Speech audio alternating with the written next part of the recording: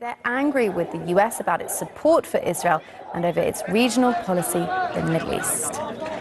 Right, well, let's get more analysis on this from Nizar Farsak, who's a lecturer of international affairs at George Washington University and who joins us from Washington, D.C. Thanks for coming on TRT World. A little bit of time then for the dust to settle, literally and metaphorically, since these attacks on Beirut.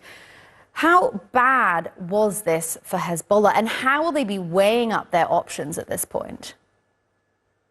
Well, it's catastrophic for sure, because it wasn't only Hezbollah, it was other members of the leadership. And with the tally of people, leaders, Hezbollah leaders that have been killed is not only big, but also it's the people with the experience.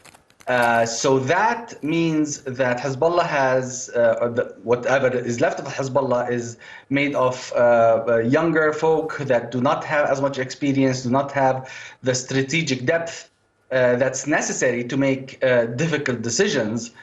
And now this couldn't happen at a worse time when they are unclear about what is the problem exactly in their communication system that is causing so much leakage of information. So this couldn't have come at a worse time for this new leadership that's going to come up in Hezbollah, because now they don't know who to trust, they don't know what equipment to trust, and it's unclear whether even they could trust Iran. Yeah, you mentioned Iran. What do you expect from Iran now? They've obviously vowed to avenge Nasrallah's death. What could that mean, and how soon could it happen? Well, in theory, it could be a similar, set of attacks of set of drones and ballistic missiles.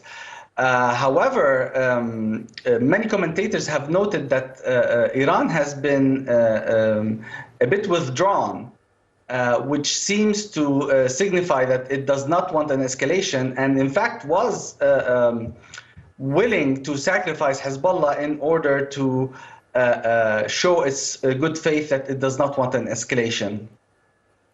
Why might it not want that, having, some might say, talked the talk over quite a number of years?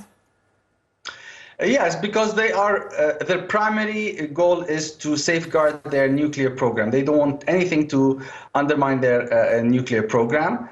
And the last 2 weeks, Hezbollah has taken serious blows that minimize its utility as an asset for Iran. So my guess, of course, I don't have insider information, but when you judge their rhetoric and their actions in the first 6 months of the war compared to now, it's clear that Iran is being even more cautious.